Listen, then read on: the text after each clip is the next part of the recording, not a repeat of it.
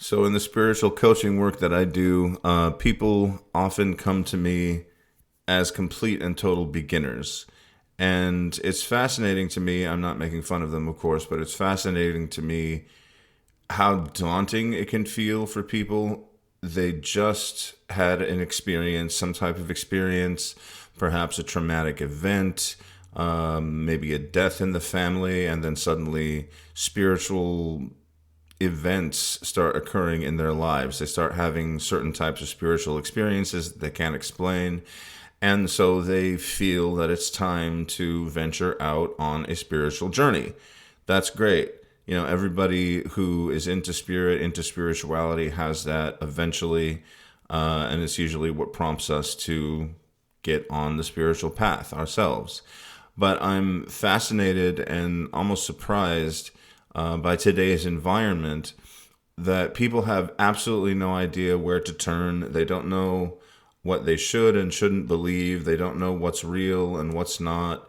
They don't have any idea where to go, even though in today's environment there are more choices than ever. There's more information than ever out there about spirituality, personal spirituality, new age spirituality, syncretic spirituality, taking influences from this path and that path and trying to, make them into a cohesive whole. There are neo-shamanic practitioners. There are neo-pagan practitioners. And one of the first things that I always recommend to people is that they do a banishing ritual. Now, I recently had someone come to me and so since he's also just starting out, and so I was like, okay, well, let's get you into some type of regular banishing ritual. But I really had to start from the beginning myself because he is a beginner. He doesn't necessarily have a written down in stone concept of the divine, concept of God. He's been working with Ganesh, which is awesome. But when I said banishing ritual, I could just see the kind of, deer in the headlights look. It's like, what is banishing? Why are we doing it? Et cetera, et cetera, et cetera. I find this fascinating because, not that many years back, I probably would have had the same reaction. What I found in doing my own research online is that if you look up banishing, you find a bunch of Western occult videos and information online that teach you how to do banishing in the style and called banishing in the style of Western occultists, Western magicians, Western magical practice. And of course, the first one that comes up is usually the lesser banishing ritual of the pentagram, which goes back to the Golden Dawn. Then there's also the Thelemic version, which Crowley started to use. And I had to really ask myself all the basics of these rituals, like not just where does it come from, where did it originate, but what is it actually doing?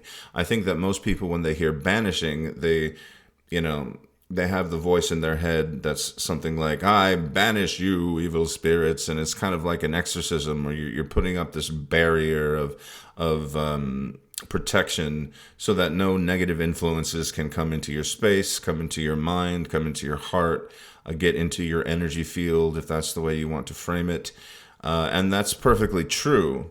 But I think that there are a lot of misconceptions about banishing rituals, banishing in general, cleansing, what the difference is between doing a cleansing ritual and doing a banishing ritual, what the difference is between doing a protection ritual and a banishing ritual is.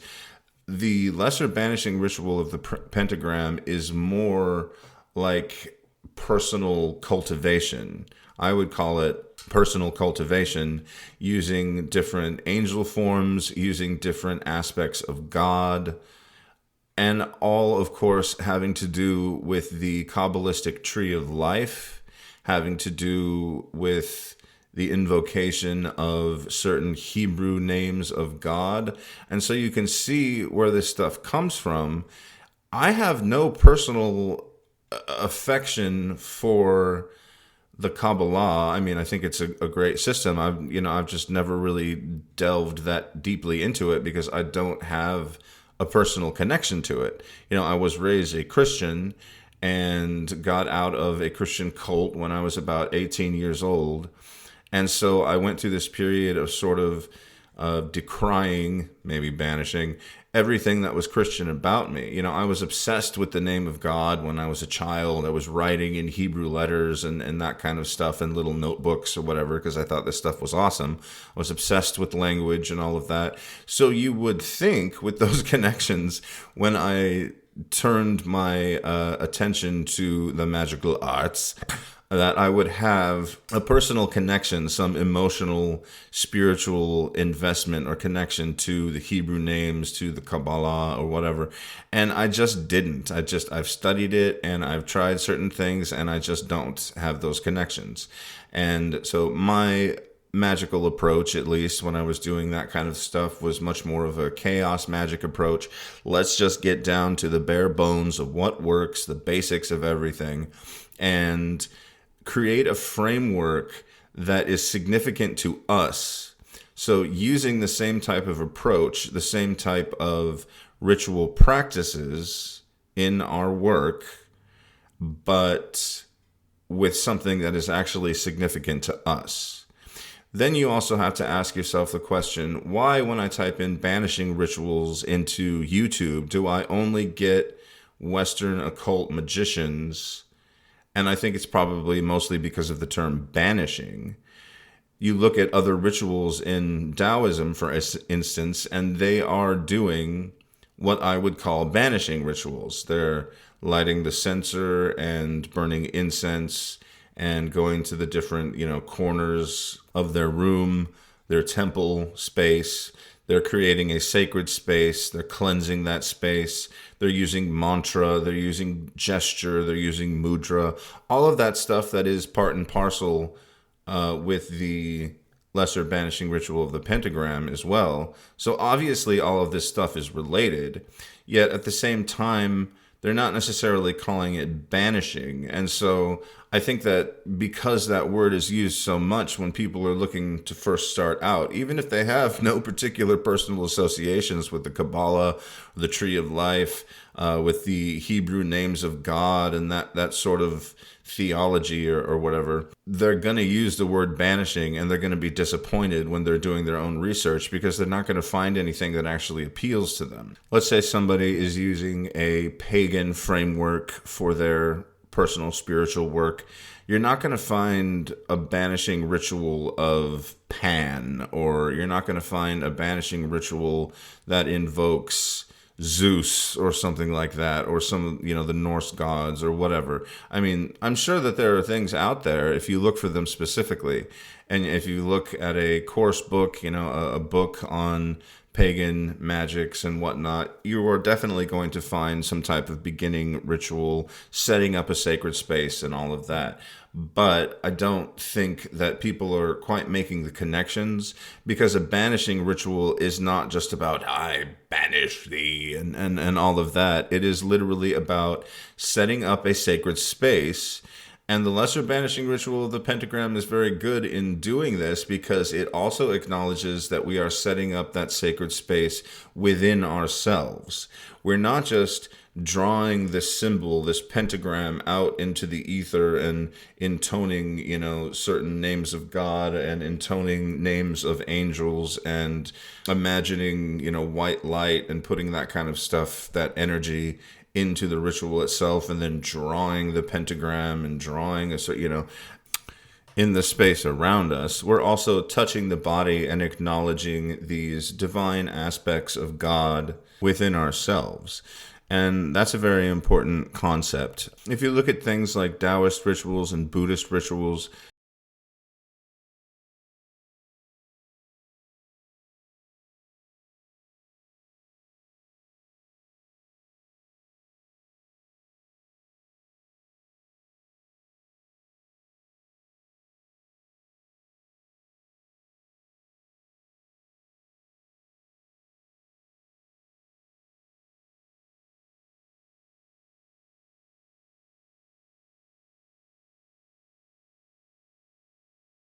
and then one of the fascinating things that they do in order to banish, although they may not call it banishing per se, is to assume the form of a god. I think this is connected to what you're doing in something like the lesser banishing ritual of the pentagram. As I was saying, we are touching the body, acknowledging that physical, and acknowledging that there is a divine connection to that physical body. But more so, this is an internal, psychological, mental, spiritual process of bridging the divine and the physical. But what's interesting about Taoist and Buddhist practices is they don't just use creative visualization, they sort of believe that they are becoming that God form. And this is not seen as sacrilegious. It's not seen as, oh, we can't do that because I'm just a lowly human or anything like that. It is literally purifying you as you raise your vibration. I hate using that terminology, but it applies to the level of that God form, at least energetically for a little while we're trying to raise the vibration of the space around us, while we're trying to bring in good energy, set up good psychic space, set up a sacred space, all of that stuff that I mentioned before.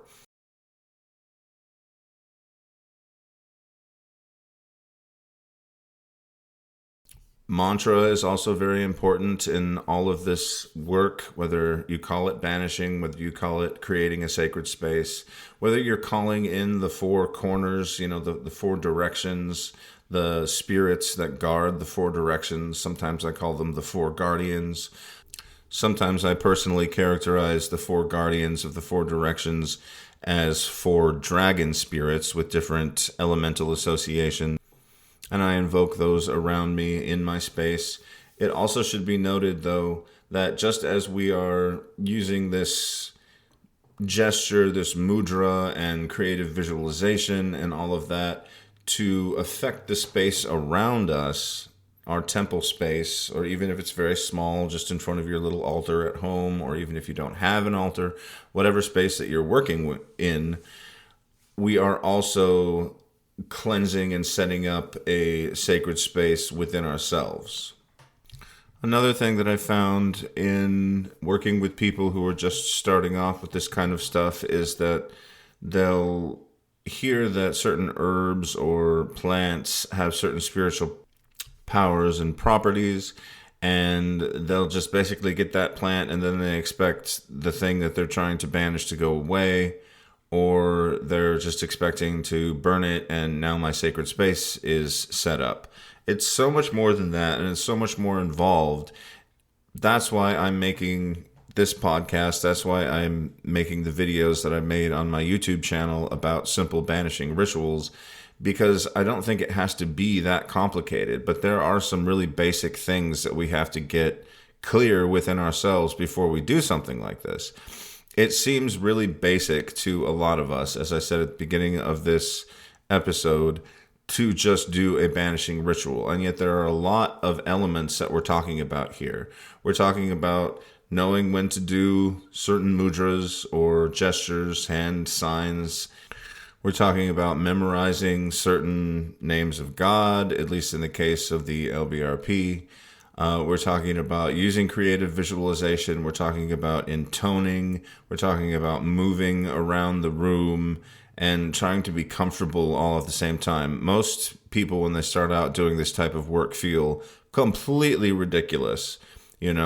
I've had to go through that myself. I still feel a little weird sometimes. I'm like, I'm like checking outside the window and locking the door and just making sure I can be alone, because I'm going to sound like a freak in a couple of minutes, for a couple of minutes, maybe longer. So we do also have to acknowledge the fact that this is as much theater or putting on a personal drama as it is a magical, spiritual, energetic experience. Just because it's theater doesn't mean that it's not real. We kind of fake it till we make it, until we get really confident in ourselves and we just have the full power of our own personal magical or spiritual energy behind our voices, behind our gestures, behind the gaze in our eyes. And that is essentially theater. That is essentially becoming an actor, because as an actor, you're not just completely pretending. Really good actors are channelers. They're actually pulling something from somewhere else, or they're going down, they're becoming that character. Everybody's seen a really good actor who becomes a certain character, and you are physically, emotionally, spiritually, mentally, whatever, moved by the performance of that actor. It doesn't matter if they don't really mean it, because it sure felt like it.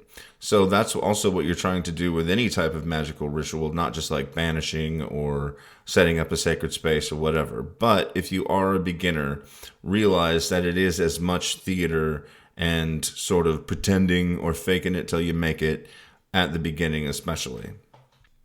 Then I think we have to ask ourselves, if we haven't done this already, what our conception of the divine is.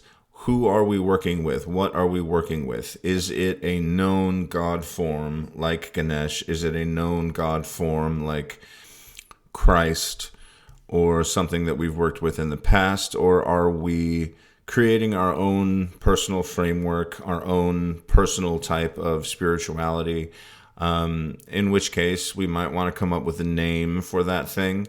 And also, we have to acknowledge that we don't necessarily have to work with any God forms whatsoever.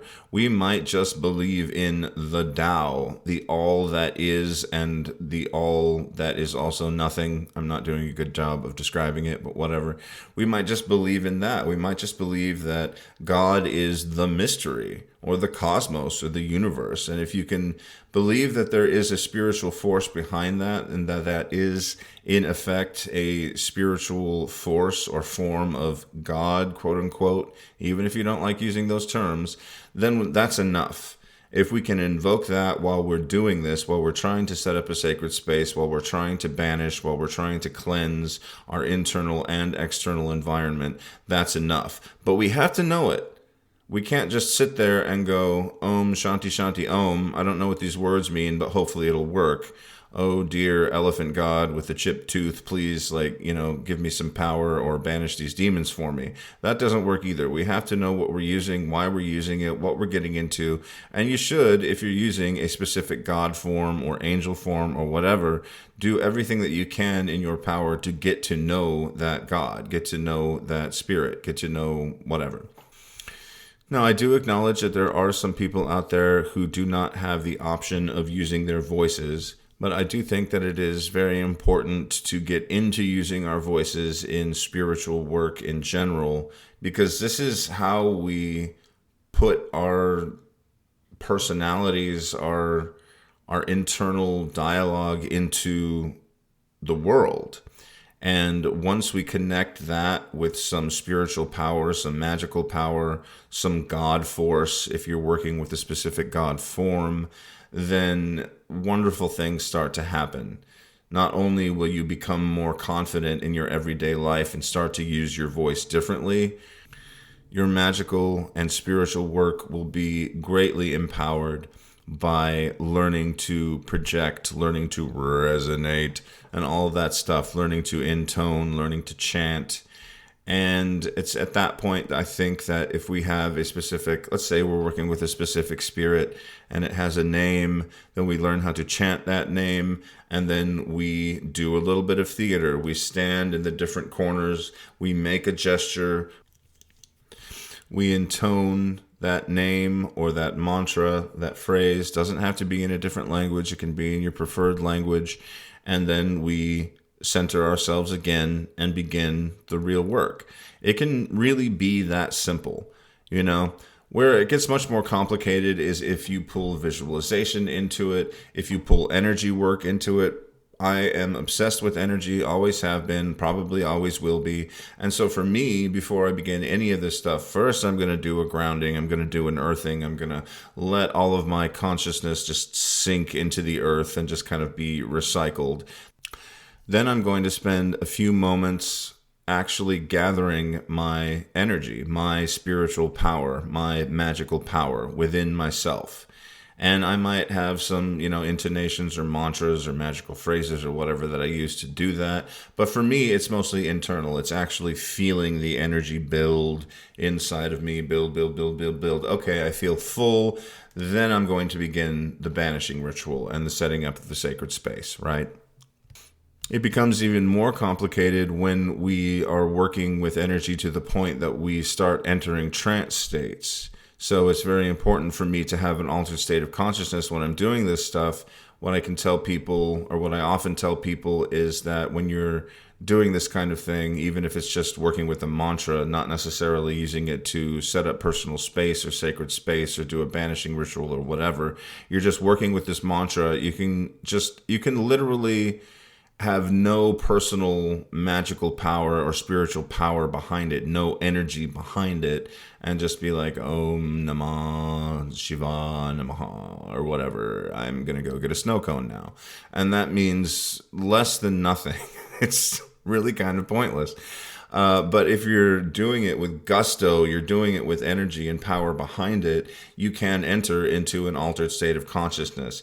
The whole point is connecting all of these things, connecting the feeling of the energy, connecting the feeling of the vibrating vocal cords, the resonance in your chest, your voice bouncing off the walls physically in the room where you are, using the visualization, connecting the visualization with all of that. So as I'm chanting, as I'm feeling all of this vibration, I am seeing in my mind's eye the things that are happening. I'm trying to keep this as general and non-specific as possible. And the real point is connecting all of these things so that they are one. The point is unifying these things. Whether you're talking about just simple mantra work, there are several levels of mantra where eventually you become the mantra, right? That's the place that you want to get to when you're doing something as seemingly simple as a banishing ritual. So I want to acknowledge that, and I want people to work towards that. But when you're first starting out, you just can't. You just can't think about all these different elements. You mean I'm supposed to visualize, I'm supposed to intone, I'm supposed to remember the names of these different spirits that I'm calling upon, that I'm invoking in order, to protect me and to set up a sacred space. I'm freaking lost at this point. All of these things coming together, and I'm not just supposed to be aware of all of them at one time. They are literally supposed to merge into one cohesive act, a gestalt of magical effort or whatever. Holy Christ, I'm out. This is really, really daunting for a lot of people. Also, I think that a lot of people don't actually know that they're supposed to be getting to a higher level while working with a system like this, while working with something as, again, seemingly simple as a banishing ritual like the LBRP. I think most people probably remain at the level of getting very good, mind you, at remembering exactly which gesture happens when, which intonation of the God name or the spirit that you're working with or the angel or whatever happens. You remember all that stuff, and you just do it by rote. And eventually just doing it by rote, by repetition over and over and over, you get to a place where it feels fluid and solid, and it becomes more than the simple, okay, what am I doing now? Okay, now I'm going to make this gesture. Now I say the thing. Now I turn to this direction. Now I make this gesture. Now I say the thing, etc., etc. It becomes more than that eventually. It's like playing a piece on the piano or any instrument that you might play. You work on this little part, then you work on this little part, then you work on this little part, then you work on the first two parts together, then you bring in the third part, and then eventually it's just one piece, So you get better and you get better, things get more fluid and more powerful when you do connect them that way. But I think most people probably stop at that level. You should be transformed just by doing a banishing ritual. And of course that calls to mind what I said earlier, that this is not just about setting up a sort of energetic barrier in your external environment, in your temple or around your altar or in your tiny room or apartment or whatever. This is also about spiritually, energetically, magically cleansing your internal environment. Your physical body is part of that, all right? Physical body cleansing, good chi, basically. Heart cleansing. It's supposed to cleanse you emotionally as well. different type of chi. It's supposed to cleanse you mentally and spiritually as well. Your consciousness should be, your mental state should become much clearer, much calmer, much more conducive to spiritual work. So in conclusion, I just want to sum up. Banishing rituals or setting up a sacred space is not necessarily as simple as we crazy-ass magicians think it is. Also, we might be able to ramp it up, even if we've been doing it for 20 some odd years, by connecting all of the different elements and going beyond. You're transcending and including the specific elements of the ritual to create something synergistic, something that goes beyond them, something that goes beyond the individual components of the ritual. Also, there are plenty of traditions out there from which to draw. Don't just get stuck in a specific Western occult framework. This is the banishing ritual. It's so freaking popular. When I looked it up, I was kind of astonished. And I thought I would see more people's personal ritual style. Like, how do you do it? How do I do it? How did your great grandma do it, even though she probably wouldn't have called it that? And there's not a lot of that stuff out there. There are other ways to do this. And of course, the other point is that we are not just pushing things away. We're not just sort of exercising ick things and negative spirits and energies or whatever. We are doing that, and I really should have talked about the fact that that is what cleansing is: spiritual cleansing, energetic cleansing, internal and external. And with that whole lovely macrocosm in the microcosm, microcosm in the microfiche, whatever it is, that we all know and love, if you're doing a banishing ritual or a cleansing ritual for your external environment, you have to be aware of the fact and acknowledge the fact that you're also cleansing your internal environment. If you're doing a cleansing ritual for your internal environment, your internal energies, you have to acknowledge the fact that you're also doing a cleansing for your external environment. Does it matter which approach you take? Yeah, actually it kind of does, because I'm probably going to do one or the other depending on how I'm feeling, depending upon the purpose of it. It's just approach, which one do I go to first? So if you have any questions, or if you really want to ramp up your practice, if you're just beginning and you have no idea what you're doing and you want more advice for this type of stuff, please feel free to contact me. I offer spiritual coaching services, and we'll figure something out. Okay, thanks for listening.